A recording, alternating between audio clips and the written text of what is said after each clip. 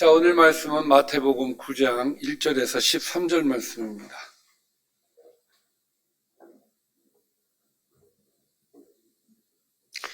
마태복음 9장입니다.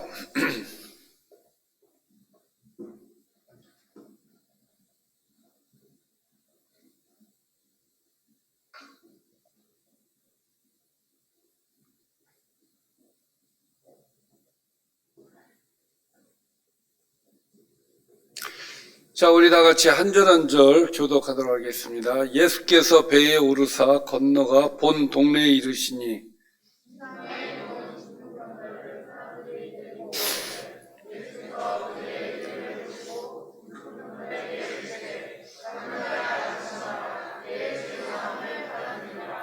어떤 서기관들이 속으로 이르되 이 사람이 신성을 모독하도다.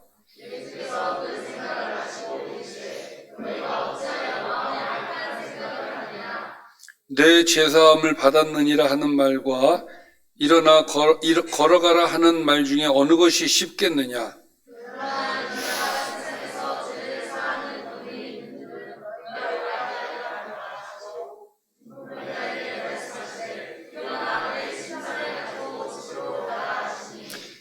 그가 일어나 집으로 돌아가거늘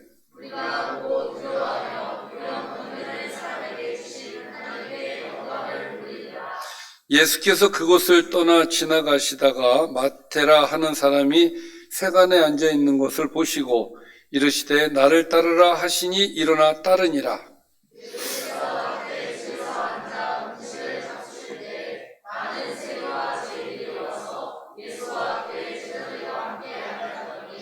바리새인들이 보고 그의 제자들에게 이르되 어찌하여 너희 선생은 세리와 죄인들과 함께 잡수시느냐?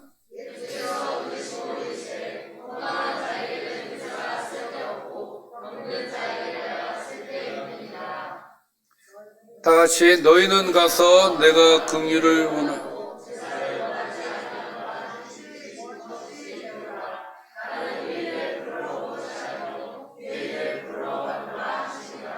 아멘.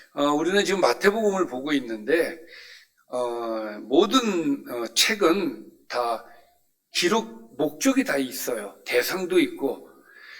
마태복음은 대상이 누구라 그랬죠? 이게 대답이 바로 안 나오네요. 마태복음은 누굴 대상으로 해서 쓴 거죠? 유대인들이에요. 유대인들. 이게 다 다릅니다. 그 복음서가 대상들이 다 달라요. 유대인들을 대상으로 해서 썼어요. 그래서 유대인들이 쓰는 용어들이 이 마태복음에는 자주 등장을 해요. 그리고 유대인들에게 바른 율법관을 산상수훈을 통해서 그들에게 가르쳐 주심으로써 예수님이 그들에게 보여주시고자 한 것이 하나가 있었죠. 그것이 무엇이냐면 권세예요. 예수님의 권세, 권위를 그들에게 보여주고 싶었던 거예요. 그래서 산상수훈 마지막 부분에 가면은 예수님의 그 말씀의 권세에 다 사람들이 놀랐다, 이런 표현들이 나오는 거예요. 그러니까 마태는 이 복음서를 통해서 무엇을 보여주고 싶은 거냐? 예수님이 어떤 분이신가를 말해주고 싶은 거고, 예수님이 권세가 있으신 분이다, 권위가 있으신 분이시다, 이거를 독자들에게, 유대인들에게 말해주고 싶은 거예요. 그래서 그동안 5장, 6장, 7장에서는 말씀의 권위가 있으신 예수님에 대해서 소개를 하였고, 그 다음에 8장, 오늘은 저희가 9장을 읽었습니다만은 8장과 9장을 통해서는 예수님의 사역을 하시면서 오는 여러 가지 권세를 그들에게 보여주고 싶은 거예요. 그래서 우리 예수님은 이런 권위가 있으신 분이야, 그 얘기를 하고 싶은 거거든요.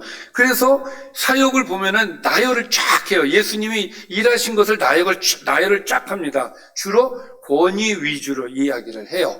그래서 내용을 보면은 예수님이 귀신을 쫓아놓는 권세, 또 병든 자를 치료하시는 권세, 또 뭡니까 바다 풍랑도 다스리시는 권세, 이런 권세들을 통해서 예수님이 권세 있는 자다, 이것을 말해주고 싶은 거예요.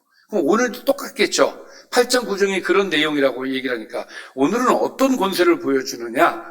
죄를 사하여 주시는 권세가 있는 분이시다.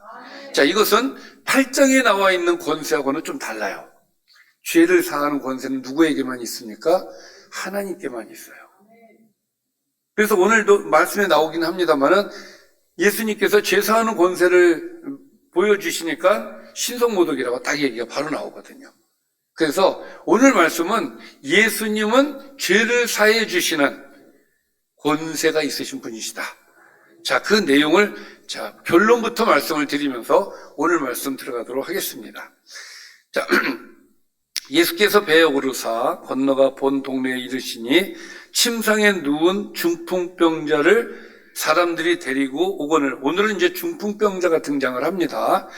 이 사람의 이름은 뭔지를 몰라요. 그러나 내용이 이렇습니다. 예수께서 그들의 믿음을 보시고 중풍병자에게 이르시되 작은 자야 안심하라 내 죄 사함을 받았느니라. 자, 이 2절 말씀은 굉장히 충격적인 말씀이죠. 의도적으로 예수님께서 그동안 사용하시지 않는 문장을 쓰셨어요. 그 문장이 뭡니까? 내 죄 사함을 받았느니라. 사람들이, 유대인들이 이 예수님의 말씀을 듣고 깜짝 놀랐을 거예요. 잘못 들었나? 자, 지금까지는 네 믿음대로 나을지어다 라든지 예수님께서 그렇게 말씀을 하셨다면 오늘은 달라요. 내 죄 사함을 받았느니라. 왜 이렇게 얘기하셨을까요? 아까도 말씀드린 것처럼 죄사함의 권세를 거론하기 위해서 이렇게 말씀해 주신 거예요. 예수님도 스스로가 나는 죄를 사해 주기 위해서 이 땅에 왔다. 나는 죄를 사해 주시는 하나님의 아들이다. 이것을 표현하고 싶은 거예요. 마태는 예수님의 그 의도를 바로 깨닫고 이 의도를 그대로 지금 전달을 하고 있는 겁니다. 자, 예수님께서 내 죄사함을 받았느니라고 얘기를 함과 동시에 사람들은 그 안에서 수군거리기 시작했을 거예요. 저분이 말씀을 잘못하셨나? 아니면은 저분이 왜 저렇게 말씀을 하실까? 궁금했을 겁니다. 자, 그러고 있을 때에 어떤 서기관들이 속으로 이렇게 얘기합니다. 이 사람이 신성을 모독하는구나. 그러니까 지금 이 상황은요, 예수님의 권위 앞에서 어느 누구도 반론을 제기하거나 이기시면 안 돼요. 이미 예수님의 권위로 모든 분위기가 다 정리가 되어 있어요. 귀신도 하나님의 아들이라고 하면서 벌벌벌벌 떠는 판에 어느 누가 이 상황에서 예수님께 반기를 들 수가 있겠습니까? 예수님께서 하나님처럼 뇌 제사함을 받았느니라고 말을 하셨음에도 불구하고 어느 누구도 여기에서 반기를 드는 자가 없을 정도로 예수님의 권위가 사람들 앞에 딱 나타났었다는 것을 증명하는 내용이 이 내용이에요. 그러니까 서기관들이 누구보다도 하나님의 말씀을 잘 아는 서기관들 아니겠어요? 근데 이 서기관들이 이거는 반론을 해야 돼. 자기들이 아니 당신이 뭔데 하나님 죄사함을 준다 안 준다 이런 얘기를 하느냐, 반론을 해야 되는데 반론을 못해요. 그 정도로 주님의 권위에 압도되었다라는 것을 볼 수가 있는 것이죠. 그래서 속으로만 얘기를 합니다. 이 사람이 신성을 모독하는구나. 이해를 못하죠. 자, 많은 사람들이 예수님의 이 말에 충격이 되었을 겁니다. 근데 예수님께서 그냥 넘어가시면 될 일을 또 굳이 그 생각을 끄집어내시는 거예요. 그래서 뭐라고 얘기하시냐면 그 생각을 하시고 이르시되 너희가 어찌하여 마음에 악한 생각을 하느냐고 그래요. 이번엔 악한 생각이라고 이야기를 해요. 그리고 내 죄사함을 받았느니라 하는 말과 일어나 걸어가라 하는 말 중에 어느 것이 쉽겠느냐. 제가 어려서요, 이 말씀은 되게 헷갈렸어요. 왜 그러냐면 여러분들은 안 그러셨나요? 안 그러시나요? 자, 보세요. 제가 누군가에게 내 죄사함을 받았느니라 이 말과 또 일어나 걸어가라, 어떤 말이 하기가 쉬운가요? 그렇죠. 내 죄사함을 받았느니라고 말하는 게 더 쉽죠. 앞에 있는 사람한테 자, 저 병자가 있어요. 네 병이 고쳐질지어다 이거 하고 예를 들어서 앉은 병이겠다. 일어나 걸어라 하는 것과 내 죄사함을 받았느니라 어떤 게 더 쉬워요? 내 죄사함을 받았느니라가 훨씬 쉽죠. 왜? 증명이 안 되잖아요. 증명이. 이유는 간단해요. 증명이 안 돼요. 아니, 내 죄사함을 받았느니라, 사실 엄밀히 따지면 내 죄사함을 받았느니라가 더 어려운 말이죠. 엄밀히 따지면. 근데 그건 증명이 안 돼. 보세요. 내 죄사함을 받았느니라. 그런 사람들이 죄사함을 받았을까 안 받았을까, 받았나 안 받았나 다 그럴 거 아니에요. 그러나 일어나 걸어라 그러는데 안 일어나서 안 걸으면은 망신 중에 망신 아니겠습니까? 근데 지금 이 상황은 뭐예요? 예수님께서 더 쉬운 말을 마치 한 것처럼 보이는데 그게 아니다 이거예요. 예수님의 말씀은 내 죄사함을 받았느니가 더 어렵다고 지금 얘기를 하시는 거예요. 이게 더 어려운 말이다. 그러면 사람들이 생각할 때에는 그게 왜 더 어려운 말이야? 내 죄사함, 아니, 일어나 걸으라가 더 어려운 말이지. 그렇게 생각을 할 거 아니에요. 그래서 바로 예수님께서 이렇게 얘기를 하시죠. 그러나 인자가 세상에서 죄를 사하는 권능이 있는 줄을 너희에게 알게 하노라 하시면서 액션을 취하시는데, 중풍병자에게 말씀하시되 일어나 내 침상을 가지고 집으로 가라. 그러니까 예수님이 두 가지를 다 하시는 거예요. 그러니까 뒤에 거는 예수님의 입장에서는 뒤에 게 더 쉬운 거예요. 죄사함보다 일어나 걷는 게 더 쉬운 거지만, 이 쉬운 거를 통해서 예수님이 지금 하고 싶은 얘기는 뭐예요? 내가 죄사함의 권세도 있어. 이거를 말씀해 주고 싶은 거예요. 그래서 예수님의 말씀, 내 침상을 가지고 집으로 가라 했을 때 7절에 보니까 그가 일어나 집으로 돌아갔고, 자, 증명이 됐어요. 그러니까 병을 고치는 거는 증명이 됐어요. 그러면 내 죄사함을 받았느니라는 증명이 돼요, 안 돼요? 자, 그런데 8절에 보니까 이렇게 기록이 되어 있어요. 무리가 보고 두려워하며. 왜 두려워해요? 죄사함의 권세가 있으니까. 거기 있는 사람들은 예수님이 죄사함의 권세가 있다는 걸 완전히 현장에 있었기 때문에 그렇게 깨달을 수밖에 없었던 거예요. 자, 그래서 예수님이 두려워요. 그리고 이런 권능을 사람에게 주신 하나님께 영광을 돌렸다라는 것은, 이러한 권능이라는 게 뭐예요? 죄사함의 권능. 이 죄사함의 권능을 사람에게 주셨다는 것을 보고 어떻게 했다고요? 하나님께 영광을 돌렸다. 그럼 사람들이 믿었다는 거예요? 안 믿었다는 거예요?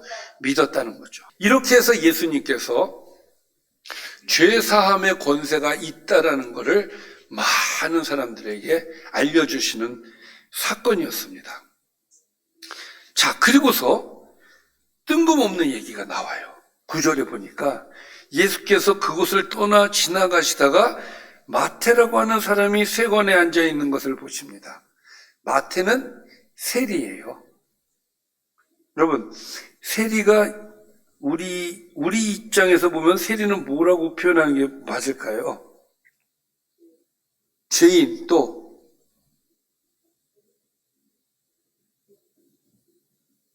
우리 예전에 일제시대로 돌아가면은 일본 사람들을 위해서 앞장서는 사람들이에요. 뭐라고 그래요? 그 사람들을 일본의 앞잡이라고 그러죠. 예.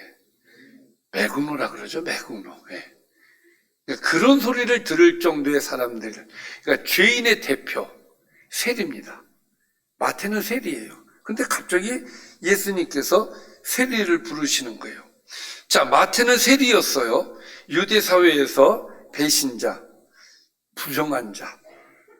자, 세리를 어떤 사람이 하느냐? 돈 벌기 위해서 세리하는 거예요. 민족에게, 같은 민족에게 욕을 먹어가면서까지 나는 그래도 돈을 벌 거야. 이런 사람들. 그래서 세리를 하는 겁니다. 그래서, 이 사람들은 회당 출입이 어려웠어요. 회당에 들어가지도 못하게 했어요.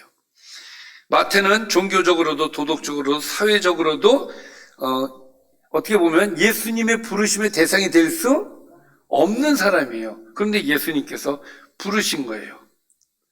자, 마태보고 이렇게 얘기하십니다. 나를 따르라 하시니 일어나 따르니라.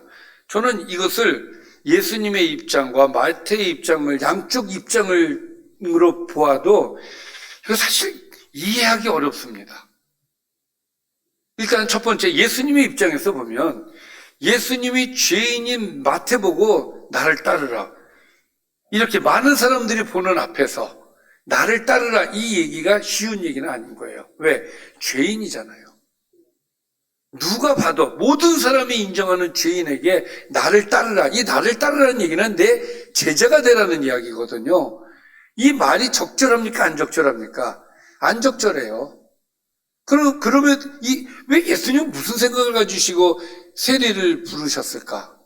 하고 많은 사람 중에 왜 그 사람을 부르셨을까? 라는 측면에서 이해가 안 되는 것이고, 두 번째는 세리 마태도 이해가 안 돼요. 아니, 마태는 왜 세리가 되었겠습니까? 자기 돈 벌으려고 한 거예요. 민족까지 배신해 가면서 돈 벌으려고 세리가 된 사람인데, 예수님이 나를 따르라니까, 네, 그러고 바로 따라가는 거예요. 이게 가능하냐, 이 이야기죠. 많은 생각이 필요한 거예요. 그리고 쉽게 따라갈 수 없는 사람이에요, 마태는. 근데 따랐다는 거예요.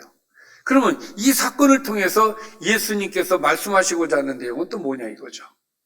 그것은 그 다음 사건을 이야기하기 위해서 마태 이야기가 희한하게 그 사이에 마태가 부르심을 받는 거예요. 그러니까 저는 이 내용을 보면서 마태가 왜 하필 요 타이밍에 부르심을 받았을까? 이게 저의 의문점이었거든요. 앞에 이미 산상수훈도 끝났어요. 산상수훈은 누구를 대상으로 해서 하신 말씀이죠? 제자들을 두고 하신 말씀이에요. 그러면 마태가 그 이전에 부르심을 받아야 되는데 마태는 그 이전에 부르심을 받은 게 아니에요. 지금 이 시점에서 부르심을 받는단 말이죠. 그러니까 마태는 산상수훈을 못 들었을 가능성도 있어요. 그렇다면 왜 이 타이밍에 마태를 부르셨을까? 10절에 보니까 예수께서 마태의 집에서 앉아 음식을 잡수실 때에 많은 세리와 죄인들이 와서 예수와 그의 제자들과 함께 앉았더니, 자, 이 상황을 보면요, 세리가 죄인이고 또 여기도 보면은 많은 세리와 죄인들이 식사하는 자리였어요. 예수님이 그 마태하고 식사를 하는데 그 식사하는 자리에 많은 세리들이 온 건지, 많은 세리들이 밥을 먹고 있는 자리에 예수님하고 마태가 간 건지는 불분명하지만 중요한 거는 예수님과 세리 마태와 밥을 먹는 자리에 누가 있었다는 거예요. 많은 세리와 죄인들이 와서 예수님과 그의 제자들과 함께 앉았다는 거예요. 그러면 이것을 바라보는 유대인들의 입장에서는 저 더러운 놈들, 이렇게 되는 거죠.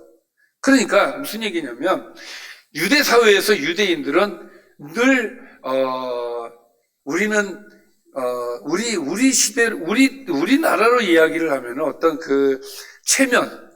체면을 따지지만 유대 사회에서는 체면보다 중요한 게 뭐예요?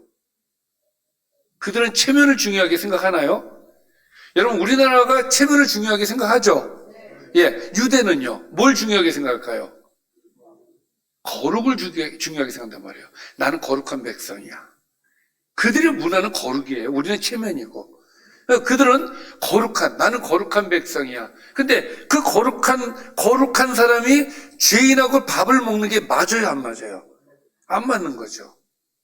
안 맞는데, 예수님도 제자들도 거기에서 죄인들하고 같이, 세리들하고 같이 밥을 먹는 이 장면을 보는 유대인들의 마음이 어땠겠느냐 이거예요. 예수님의 권위를 보면서 저분은 하나님의 아들인 것 같기도 하고 권세가 있는 자는 맞기는 한데 도대체 저분이 어떤 분이지, 이러고 있을 때에 예수님이 세리들과 밥을 먹는다라는 게, 이건 충분히 유대인들한테 무엇을 줄 수 있는 거예요? 오해 소지를 줄 수 있는 거죠. 도대체 저분이 이 땅에 왜 오신 거예요? 뭐야 도대체? 이럴 수 있어요. 그런데 예수님의 이런 행동은 의도적이었다는 거예요. 무엇을 말하기 위해서? 그 답이 이제 그 다음에 나와요. 자, 예수께서 들으시고, 아니죠. 11절에 바리새인들이 보고 그의 제자들에게 이르되, 참, 그러고 보면 예수님이 가시는 곳마다 서기관들이 있고요, 바리새인들이 있고요, 졸졸졸졸 따라다녔던 것 같아요. 그들도. 자, 이번에는 바리새인들이 물어봅니다. 종교 지도자들이에요. 그의 제자들에게 이르되 어찌하여 너희 선생은 세리와 죄인들과 함께 잡수시느냐? 맞았다요, 틀렸다요? 하고 싶은 얘기가 뭐예요? 틀렸다요. 지적을 하는 거예요. 잘못한 것을 지적을 하는 거예요. 그런데 예수님께서 들으시고 뭐라고 얘기하시냐면 이르시되 건강한 자에게는 의사가 쓸데없고 병든 자에게라야 쓸데있다 하시면서 너희는 가서 내가 긍휼을 원하고 제사를 원하지 아니하노라 하신 뜻이 무엇인지 배우라. 여러분, 이 말씀이 이 상황과 어울리나요? 왜 갑자기 또 제사 얘기가 왜 나오는 거예요? 그러니까 우리가 이런 하나님께서 우리가 이제 복음서를 볼 때 정말 눈여겨봐야 되는 내용들이 이런 거예요. 도대체 이게 무슨 연관들이 있는데, 그렇죠?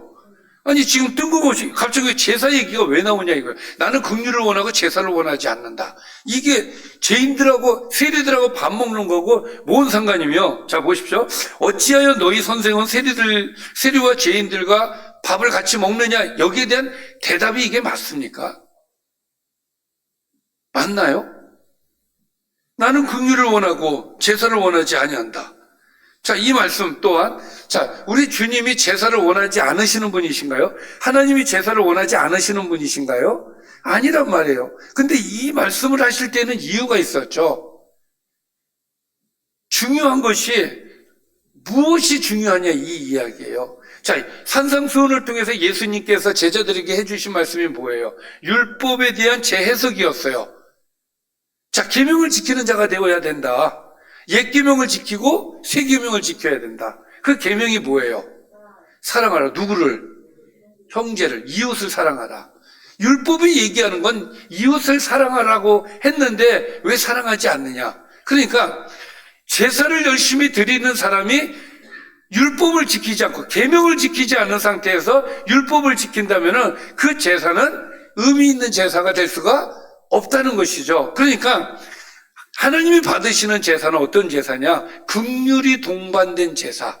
그러니까 형제를 사랑하고 하나님을 사랑하는 이것이 같이 되어 있는 제사를 원하는 것이지 하나님하고만 잘하려고 하는 이 제사만 딸랑 가지고 와서 제사를 드리는 거는 하나님이 원하시지 않는다 이거예요. 그러면 이 말씀 속에서 의인과 죄인을 얘기하는데 여기서 의인은 바리새인들을 빗대어 사는 말이에요. 나는 너희들 부르러 오지 않았어. 내가 부르러 온 대상은 죄인들이다. 이 얘기를 하시는 거예요. 그러니까 이 말씀을 통해서 주님이 오신 목적에 대해서 분명히 말씀을 해주시는 거예요. 나는 죄인을 위해서 이 땅에 왔다. 그 얘기는 뭐예요? 우리의 죄를 사해 주시고 우리의 죄의 문제를 해결해 주시기 위해서 예수님이 이 땅에 오셨다는 거예요. 그래서 내가 이들과 함께 밥도 먹고 이들과 함께 한다는 이야기죠. 그런데 우리가 거룩이라고 하는 것을 먼저 갖다 대고 이것을 얘기를 해버리면 절대로 우리가 할 수 없는 행동이 이 행동인 거예요. 이율배반적인 행동이죠. 그러니까 여러분, 그리스도인이라고 하는 것이 형제를 사랑하지도 않으면서 예배만 열심히 드린다? 이거 하나님 기뻐하시지 않는다니까요.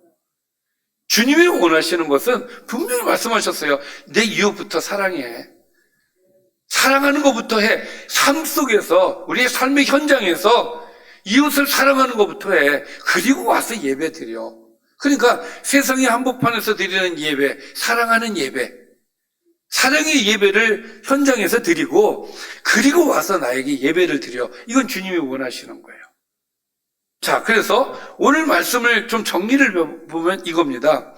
나는 의인을 부르러 온 것이 아니요 죄인을 부르러 왔다. 자, 이것을 오늘 말씀을 전체적으로 정리하면 나는 죄 용서함을 주기 위해서 이 땅에 왔다. 앞에 중풍병자의 죄사함을 거론한 이유가 이게 다 연관이 되어 있는 거예요.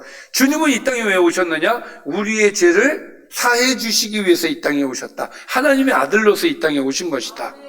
할렐루야. 그러면 예수님의 관심은 거룩한 백성 바리새인들이나 사두개인들이 아니라 누구에게 관심이 있어요? 죄를 지은 인간들에게 관심이 있다라는 이야기를 하는 거예요. 그러니까 어떻게 보면 이게 오해 소지가 있을 수 있습니다. 그러면 우리가 개차반으로 살아도 되겠구나. 주님은 우리 죄인을 위해서 오신 거니까 우리가 그렇게 살아도 되겠구나. 지금 그 말씀을 하시는 게 아니라요. 주님이 원하시는 것은 무엇이냐면은 그 죄인들을 위해서 이 땅에 오셨다라는 말을 하는 거예요. 그리고 우리가 주님의 은혜를 받은 자라면 당연히 거룩의 제사를 드리면서 우리는 살아야 되는 게 맞죠.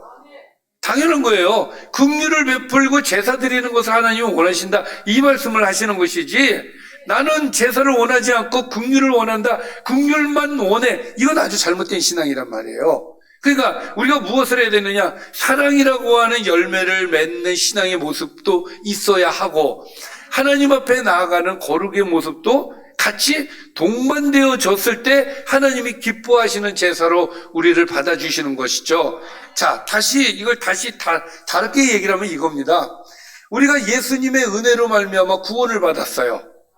할렐루야. 맞습니까? 그럼 우린 감사하죠. 그럼 우린 천국 백성이 되었죠. 그러면 천국 백성이 된 내가 죄를 지으면서 살아야 되는 게 맞습니까? 거룩의 모습을 가지고 살아가는 게 맞습니까? 당연하죠. 하나님의 은혜를 받은 자들은 당연히 그 은혜에 감사해서 거룩의 옷을 입고 살아갈 수밖에 없어요. 그러나 주님께서는 그 거룩의 옷을 입혀주시기 위해서 죄인들을 향하고 있다, 이 이야기죠. 마찬가지로 이 말씀을 통해서 우리가 무엇을 생각해야 되느냐, 우리의 관심이 어디로 가야 되느냐, 이 얘기예요. 우리의 관심이 내가 어떻게 하면 하나님 앞에 예배를 잘 드릴 수 있을까? 두 가지를 생각해 보는 거예요. 내가 어떻게 하면 하나님 앞에 예배를 잘 드릴 수 있을까? 내가 어떻게 하면 세상에서 열매를 잘 맺고 살 수 있을까? 자, 이 두 가지를 놓고 봤을 때 주님이 원하시는 건 뭐예요? 예배예요, 열매예요? 자, 마태복음을 지금까지 계속 읽으신 분이라면 열매라는 대답이 바로 나올 수밖에 없어요. 왜? 마태가 그 얘기를 지금 하고 있는 거예요. 예수님의 관심은 죄인들이고 예수님의 관심은 지금까지 열매라고 말씀을 하셨기 때문에 그렇습니다.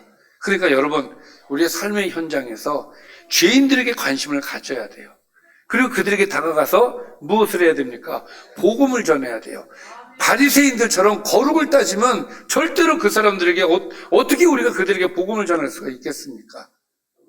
그러니까 우리의 관심은 예수님이 원하시는 죽은 영혼들을 위해서 다가가는 것이어야 할 것이고, 그것을 통해서 하나님께서 영광을 받으시게끔 해야 될 줄 믿습니다. 오늘 말씀은 죄인을 부르러 오신 하나님의 아들 예수 그리스도를 얘기하시는 거고, 오늘 말씀은 그 죄를 용서해 주시는 하나님의 아들의 권세를 우리에게 보여주셨고, 그 얘기예요. 나는 죄를 다 용서해 줄 거야. 죄인들이 다 오기를 바래. 나는 죄인을 부르러 왔다. 이 말씀을 통해서 우리는 우리의 관심사도 죄인들을 향해야 될 것이고, 그들에게 복음을 전하는 저와 여러분이 되시기를 주님의 이름으로 축원합니다. 기도하겠습니다. 살아계신 아버지, 죄인을 위해 이 땅에 오신 하나님의 아들을 우리는 믿습니다. 주님은 죄인을 부르러 이 땅에 오셨고, 그 죄인을 부르러 오셨기 때문에 우리가 이 자리에 있을 수 있게 되었습니다. 우리에게 주신 은혜를 생각할 때 너무너무 감사합니다. 하나님, 우리도 주신 은혜 감사하여서 우리의 삶 속에서 주님이 원하시는 그 죄인들에게 복음을 전하여서 죽은 영혼을 살리는 교회가 될 수 있도록 은혜를 더하여 주옵소서. 예수님의 이름으로 기도드리옵나이다. 아멘.